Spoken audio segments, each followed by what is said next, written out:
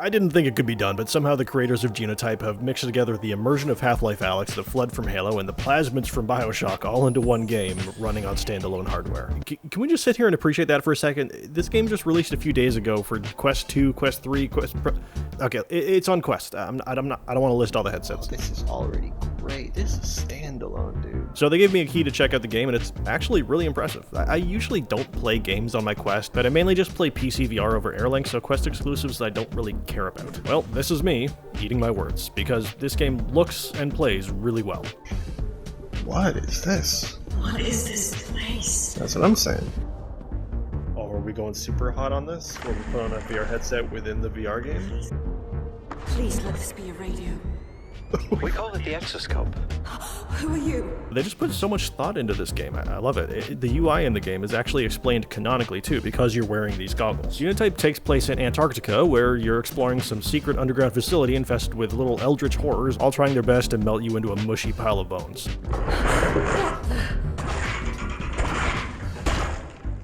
What was that? A greeting from an ecosystem that's gonna flood the planet. Those who didn't die from the creatures died from the airborne poison. Poison? Will it affect me? It's already in your bloodstream. The spores will reach your brain within a day and you'll die. But I've got a trick up my sleeve.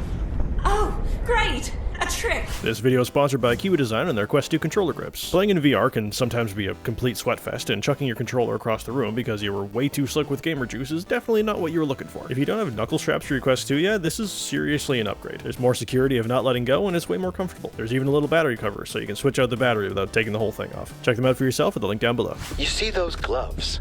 They're a prototype of the grade, an organic 3D printer, and your best bet to stay alive while you're here. Put them on, pull the ripcord to print an organism. Whoa, is that thing alive? Its cells are alive, but it has no brain. Now, There's overall a really well thought out game so far with a great atmosphere, really cool ideas, decently intense combat, and a lot of varied gameplay with different abominations on your hand all the time. Like, that looks spectacularly disgusting. There's some intestines on my hand. Go gadget extendo prolapse. It reminds me of BioShock a lot, with all the different variations of I already said the word abominations, but they're horrible. They're horribly perfect. You've unlocked the Swarmer. You'll come in handy. Oh, all of these are so gross. I love it. Just a ground beef spider bird on my arm. It's also really cool because you select which one you want to use with this ripcord on your wrist. That's kind of like the avatar switcher in Bone Lab. They made an interesting choice to make this port on your glove the injection site for pretty much everything that you pick up in the game. take out the medical syringe and stick it in the utility socket on your glove. How closely do I have to line this up? It's not working. Its cells are alive, but it has no brain. Oh, you let go of it. I'm dumb. The crafting in the game is actually really fun too. Like, I'm not usually a fan of every game these days, feeling like they need to implement crafting somehow, but there's something about this game's little retro computer terminals that are just so satisfying that I don't really care. Speed.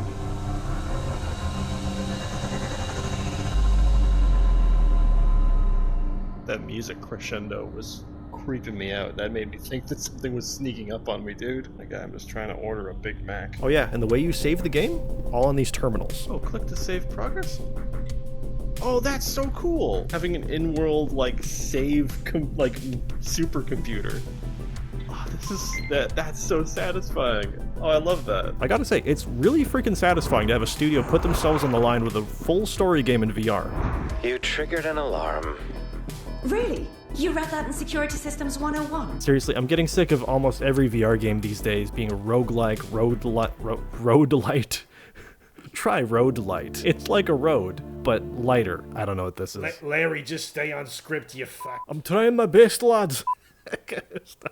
That's not to say I don't like a game like that, but it's just so tiring to keep on seeing these amazing worlds like the Light Brigade, for one, that just don't have a story and put in lore instead. For me, lore doesn't really mean anything. World building is the easy part. Dialogue, motivation, voice direction, tone, pacing, you don't need any of that with random little lore drops of 50 words or less. I understand some people really like the treasure hunt and the mystery of lore, but I feel like lore belongs as an accessory to a story, not as a replacement. Boneworks, for example, people love the lore in that game, but it also has a story as the main driver. driver. This game truly just feels like the Half-Life-Alyx of Standalone to me. It's atmospheric, it's paced decently, it's linear, but without making you feel like you're on a railroad, and it's decently written and voice acted. Oh, that is f***ing grim, mate. The game doesn't feel too linear either, because you can actually roam around pretty much however you want once you unlock an area. Services. Hello, I'd like to enroll in Organic 3D Printing 101. Then you can fast travel around in these tube links, which I can only assume work like the Futurama tubes. Head back to main arrival. Instantly you're there. That load time's great. They make exploration a big part of the game here, and they really don't fail to impress with all the different environments you find yourself in. Oh dear. Are you a friend? Be a friend? Nope. God, it's flood all over again. Oh, I'm trapped in here. Okay.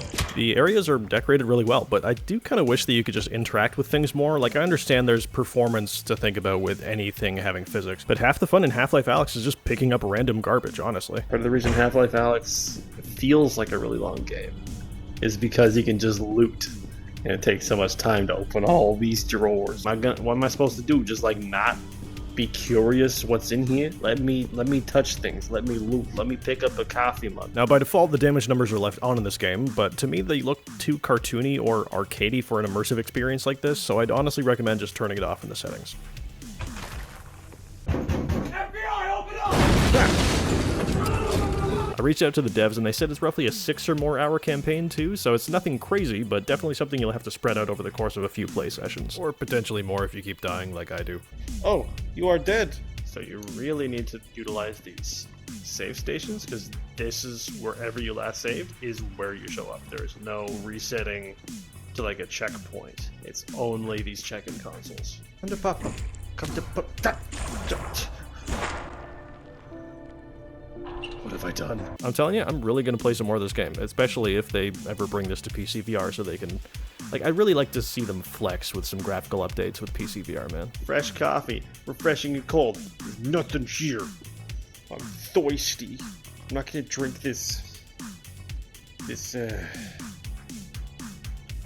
screw it. This game has the atmosphere just down, but if they can improve those textures, dude. Mini rocket. Small explosion mini rocket. Oh. What? It could just be Iron Man for a sec? Oh my gosh, that is a cool... That's like a really cool solution to a grenade. Oh, you guys are in so much trouble. Do you not see I have a rocket on my hand? If you guys enjoyed this video and my stupid ramblings, you should check out my video from last week where I played Battle Talent, but with only my fists, and I got really sweaty, and yeah. I'll see you guys in the next one when I'm doing something remarkably stupid for views. You'll see. Cheers, guys. Crew quarters. I love quarters. They're my second favorite coin, right behind the loony. Because I am a little quarter loony.